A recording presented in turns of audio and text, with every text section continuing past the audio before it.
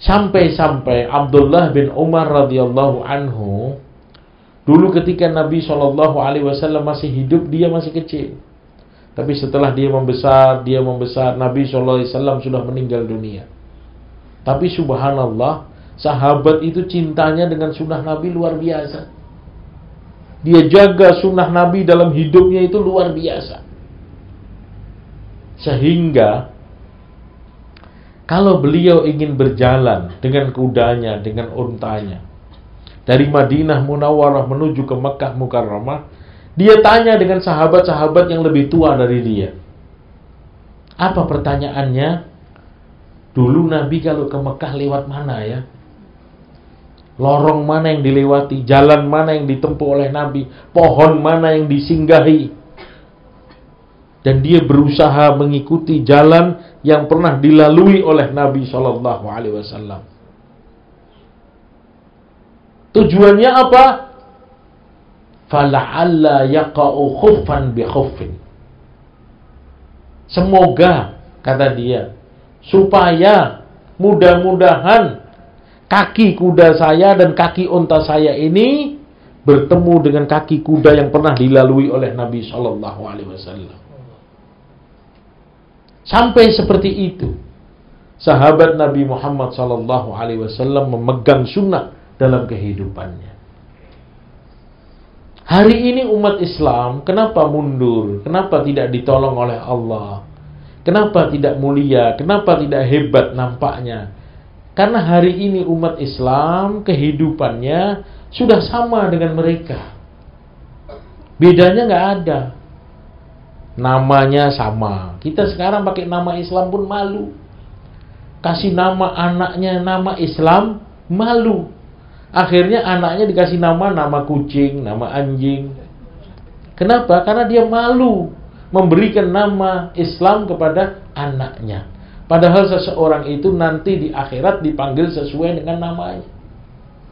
Alangkah indahnya, alangkah baiknya kalau anak-anak itu kita berikan nama-nama yang Islami. Dari segi nama malu, dari segi pakaian malu, dari segi cara hidup malu, dari segi muamalah, muasyarah, semuanya tidak mau. Maka jauh umat ini dari pertolongan Nabi Muhammad SAW. Kalau kita baca kisah sahabat, subhanallah, pertolongan Allah itu dekat sekali dengan mereka. Pertolongan Allah itu selalu datang untuk mereka. Kenapa? Karena mereka mengamalkan sunnah Nabi Muhammad SAW. Tidak berani meninggalkan sunnah Nabi Muhammad SAW. Sekecil apapun sunnah, mereka menganggap besar. Karena satu sunnah lebih besar daripada dunia dan seisinya.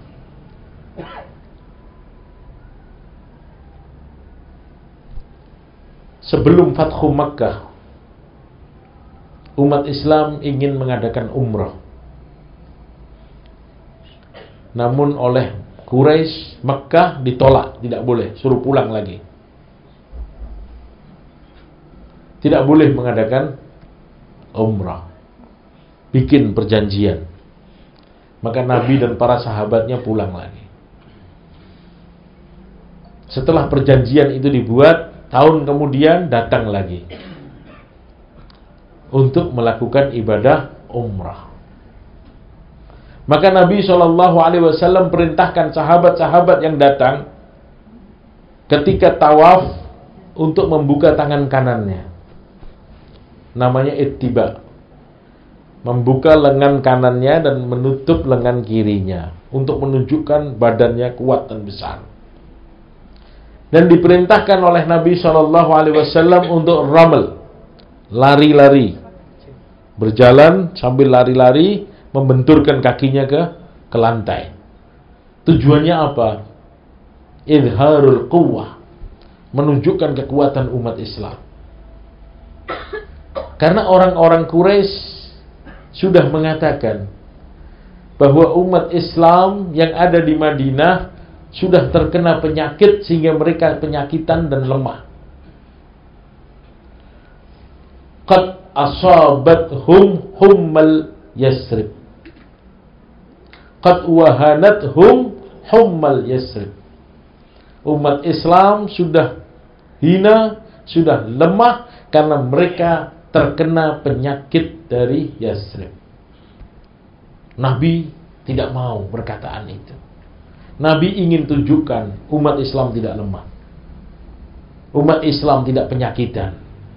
Umat Islam tidak kurus kering. Maka Nabi perintahkan untuk buka tangannya, tunjukkan kepada mereka bahwa umat Islam sehat. Tunjukkan kepada mereka bahwa umat Islam segar. Sehingga diperintahkan oleh Nabi untuk tawaf dalam keadaan membuka tangan kanannya dan lari-lari kecil mengelilingi Ka'bah. Setelah Nabi SAW meninggal dunia, di zaman Khalifah Umar bin Khattab radhiyallahu anhu, Umar bin Khattab radhiyallahu anhu tetap melakukan hal tersebut. Dan Umar bin Khattab radhiyallahu anhu mengatakan, "Malana walir ramal waqad aminna." Kenapa kita tetap melakukan ramal? Lari-lari, membuka ini. Waqad aminna, dan kita sekarang ini telah aman. Kenapa kita tetap melakukan hal ini? Maka dia mengatakan, wallahi ma nuhibbu an natruka syai'an fa'alnahu ma'a Rasulillah sallallahu alaihi wasallam. Demi Allah, kami tidak akan rela, kami tidak akan suka, kami tidak akan ridho meninggalkan sesuatu yang pernah kami lakukan bersama Nabi Muhammad sallallahu alaihi wasallam. Kalau dilihat kenyataannya sekarang, ya memang nggak ada gunanya. Buat apa kita menunjukkan kekuatan wong kita di tengah-tengah masyarakat Islam? Di tengah masyarakat Islam. Tidak perlu lagi menunjukkan kekuatan umat Islam. Itu sebelum Sulh Hudaybiyah. Sebelum Fathu Makkah. Tapi setelah Islam berjaya, sebenarnya menurut akal tidak perlu lagi dilakukan. Malana walir ramal, kata Umar bin Khattab. Buat apa kita lakukan itu? Waqad aminna, karena kita sekarang sudah aman. Tapi dia tanya dan dia jawab sendiri. Kenapa? Karena dia ingin menerangkan kepada kita bahwa itu bukan pilihan. Oh, sekarang sudah aman, nggak perlu lagi. Coba bayangkan. Itu bukan pilihan. Wallahi ma nuhibbu an natruka syai'an fa'alnahu ma'a Rasulillah sallallahu alaihi wasallam. Demi Allah, kami tidak akan rela, kami tidak akan mau meninggalkan sesuatu yang pernah kami lakukan bersama Nabi Muhammad sallallahu alaihi wasallam. Ini kisah-kisah ini sengaja saya sampaikan untuk memberikan kepahaman kepada kita bahwa sunnah Nabi Muhammad sallallahu alaihi wasallam itu bukan pilihan. Bukan pilihan yang seenaknya saja kita tinggalkan, yang seenaknya saja kita lepas dari kehidupan kita. Tidak. Kenapa kita wajib belajar? Kenapa kita disuruh menuntut ilmu? Minal mahdi ilal lahdi, dari buayan sampai liang lahat. Faridatun ala kulli muslimin wa muslimatin, fardu ain bagi orang muslim laki-laki dan wanita. Kenapa? Karena kita hakikatnya nggak boleh hidup dalam keadaan jahil. Hakikatnya kita nggak boleh mengatakan, oh saya nggak tahu ya Allah, nggak boleh. Saya nggak ngerti ya Allah, nggak boleh. Kamu kan disuruh belajar. Jangan sampai kita melakukan sesuatu yang kita tidak tahu bagaimana Rasulullah SAW melakukan hal tersebut dalam kehidupannya. Nggak boleh. Kita harus tahu bagaimana cara Nabi menikah. Bagaimana Nabi tidur, bagaimana Nabi makan, bagaimana Nabi istinja, bagaimana Nabi sholat, bagaimana Nabi menerima tamu, bagaimana Nabi berdakwah, bagaimana Nabi berjihad, bagaimana Nabi duduk di dalam majelis ta'lim. Semuanya ada.